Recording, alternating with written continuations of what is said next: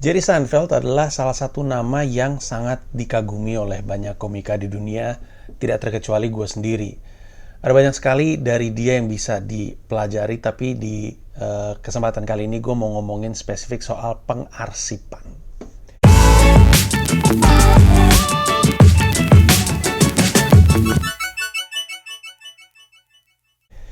Nah, jadi di banyak video-video pecahan, gue selalu ngomongin soal bagaimana gue terinspirasi oleh Jerry Seinfeld tentang kedisiplinan dalam menulis.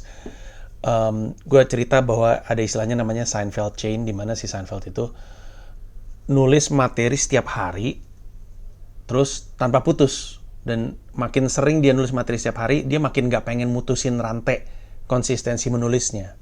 Dan itu sesuatu yang lagi gue coba untuk lakukan juga. Gue kan nulis materi stand up setiap hari, kadang bagus, kadang tidak terlalu, lebih sering yang tidak terlalu memang. Tapi gue punya kesadaran bahwa ide itu dikumpulin, bukan dicari ketika dibutuhkan. Dan karena itu nulis materi stand up mah setiap hari aja jalan terus. Kadang-kadang harus gue akuin gue cuma dapat premisnya doang, gak dapat punchline. Kadang punya punchline, gak punya premis. Tapi tidak berhenti untuk ditulis setiap hari. Salah satu inspirasi dari Jerry Seinfeld adalah bahwa dia memperlakukan stand up comedy sebagai pekerjaan karena memang sumber penghasilannya dia, memang ini kerjanya dia mencintai pekerjaannya dia. Dan cara pandangnya adalah waktu itu dia pernah duduk di pinggiran di New York gitu, gue lupa di mana. Tapi terus dia ngeliat ada petugas konstruksi, karyawan konstruksi bangunan lewat gitu. Terus dia ngeliat orang itu, terus dia bilang, ini orang mungkin hari ini malas kerja, tapi karena kerjanya dia berangkat aja gitu. Dan itu cara pandang yang harusnya gue miliki, kata Jerry Seinfeld. Mau gue lagi mood, nggak lagi mood, ini kerja, gue berangkat kerja gitu. Bahkan Jerry Seinfeld punya kantor untuk nulis. Gue nggak sampai segitunya, tapi maksudnya punya kantor untuk nulis spesifik. Tapi itu yang gue iniin terus lah, gue lakuin terus sampai sekarang, nulis setiap hari. Tapi yang paling mengagumkan itu adalah kerapihan dia dalam pengarsipan. Jadi Jerry Seinfeld itu kan kalau nulis itu selalu di atas notepad kuning bergaris, selalu ditulis dengan big pen berwarna biru, clear barrel, selalu. Dan itu dia kumpulin bertahun-tahun sampai dengan sekarang. Bahkan di specialnya dia yang Jerry Before Seinfeld yang ada di Netflix, dia pamerin tuh betapa banyaknya tulisan dia. Dan masih ada di, kayak dia punya folder akordeon tau, yang kalau dibuka tuh ada beberapa selipannya tuh, dia masih di situ. Dan bukan cuma itu, gue pernah ngeliat dia diwawancara sama sebuah harian, gue lupa, tapi New York Times atau Forbes atau Fortune, gue nggak ingat, tapi dia keluarin lagi. Jadi emang yang terjadi, yang dikasih lihat di Jerry Before Seinfeld itu bukan gimmick, emang dia seperti itu orangnya. Jangankan itu, si sitcom Seinfeld, dia nulisnya di atas kertas yang sama, nulis tangan, bikin sitcom, tulis tangan, coba bayangin. Abis itu diserahin ke tim penulisnya ngetik. Nah, dia itu mengarsipkan semuanya dari tahun 75 sampai tahun 2020. Bahkan di bukunya dia yang Is This Anything gitu, cara bacanya gitu tuh, bukan Is This Anything tapi Is This Anything gitu, kayak ini bagus nggak sih gitu, kurang lebihnya. Itu dia mengarsipkan. Jadi dia dibagi dekade gitu, 70, 80, 90, 2000, 2010, 2020. Terus setiap dekade tuh dia kayak ada halaman pembukanya, ada penjelasannya. Sudah dikumpulin semuanya. Dan kalau lu selain di Jerry Before Seinfeld ya, kalau lu nonton specialnya yang judulnya I'm Telling You for the Last Time, itu juga joke-nya di situ. Dan persis apa yang tertulis dengan bagaimana cara dia ngebawainnya. Persis. Nggak beda sedikit pun. Bahkan lu bisa nemuin di YouTube tuh beberapa videonya. Dia pernah manggung di acaranya David Letterman yang The Late Show. Di salah satu episode terakhirnya Dave Letterman, Jerry Seinfeld membawakan kembali 5 menit pertama yang dia bawakan dulu waktu pertama kali nongol di acaranya David Letterman. Dan sama persis. Emang orangnya gitu, kalau misalnya bukan cuma dianya emang rapih dari sisi penulisan, dia juga rapih dari sisi pengarsipan, dan itu membantu dia untuk mengingat, untuk mencari tahu joke-nya waktu itu seperti apa, dan flawless lah, nyari semua selalu sama. Nah, gua berusaha untuk bisa kayak gitu, walaupun mungkin formatnya beda, dan mungkin lu juga formatnya beda. Kita berdua nih nggak mesti nulis kayak di nulis tangan di kertas. Gue banyak pakai notebook di ponsel, kemudian gue pindahin ke Microsoft Word. Tapi gue rasa penting untuk kita bukan cuma melakukan pengarsipan, tapi mendisiplinkan diri untuk terus menulis, untuk mengembangkan materi. Nah, gue perhatiin di Indonesia tuh jarang sekali ada buku di mana buku ini didesain untuk membantu stand up comedian nulis materi stand up-nya. Nah, makanya setelah gue rilis buku ini, buku pecahkan, gue bikin buku materi. Nah, ini sih buku materi ini membantu lu untuk, sebenarnya buku materi. Jadi, buku materi itu bukan istilah yang gua karang. Buku materi ini adalah istilah umum. Hampir semua stand up comedian di Indonesia pasti punya buku materi. Ini buku materi gue sendiri sebelum gue punya buku pecahkan. Isinya tuh materi-materi stand up gue. Coba gue mana ya? Gue coba buka deh biar pada ngelihat seperti apa contoh-contoh bonus beat gue. Nah, nggak jelas ya. Bisa baca nggak? Nggak jelas ya, susah ya. Tuh. Ini Setka dan Kahar nih. Susah.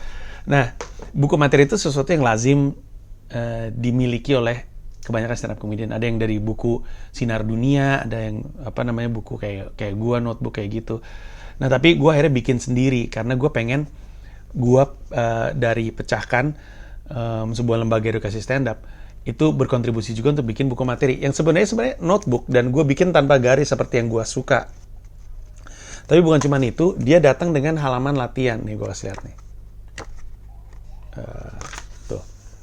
Dia datang dengan halaman latihan, jadi lu bisa coret-coret. Ini buku pas banget untuk orang yang emang pengen nulis gitu, pengen ngembangin materi stand up. Jadi misalnya lu udah, kan gratisan Pecahkan kan ada ya, lu nggak mesti beli buku ini untuk belajar stand up. Lu masuk ke pecahkan.com, kemudian ada tab gratisan, dan gratisan itu lu bisa belajar stand up gratisan di YouTube, entah belajar stand up gratisan di Instagram, atau belajar stand up gratisan dalam bentuk podcast di Spotify. Itu bisa lu lakukan.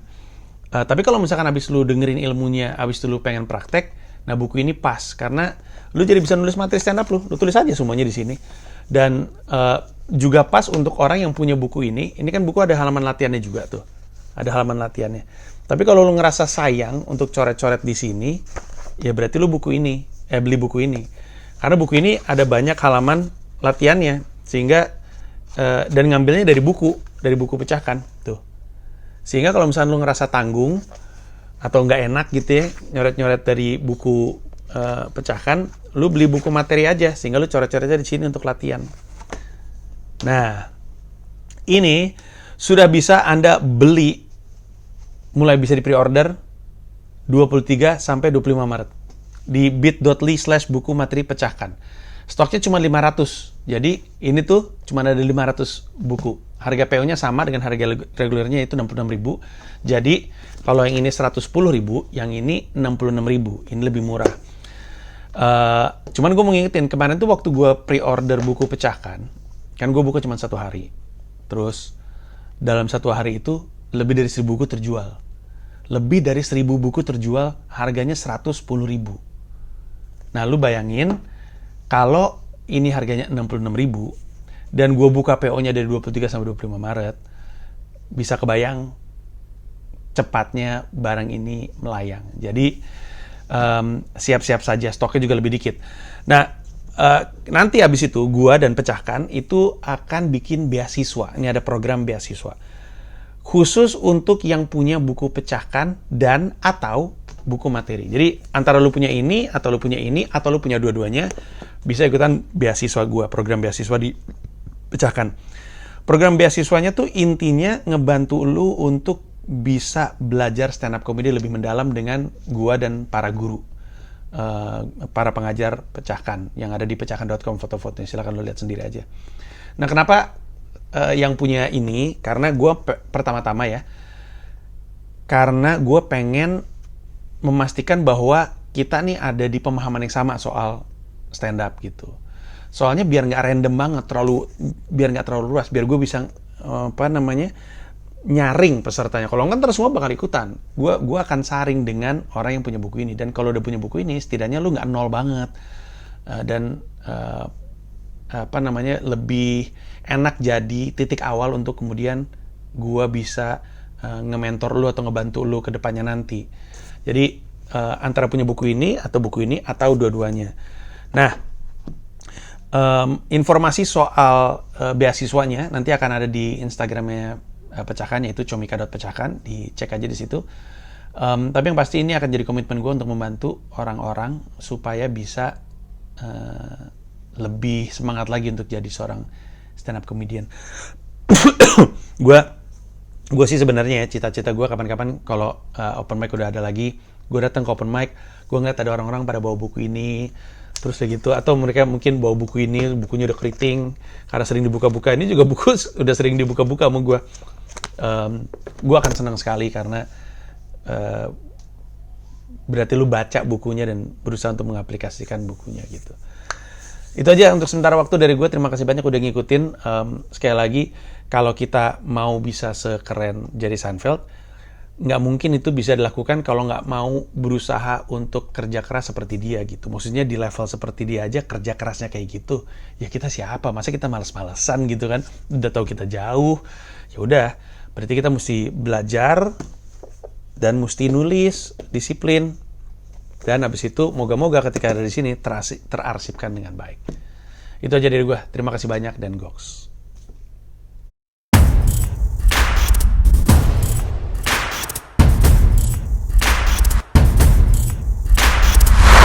Ya mungkin pertumbuhan ekonomi kita minus, tapi tahun depan kita akan enak coy. Nah kan gagu ya. Nengok ke belakang. Terus dia pergi. Ditinggal. Gitu, lu tau pala deplok rambut, lu pernah ngeliat gak pala? Terus ada rambut kayak gini di belakang.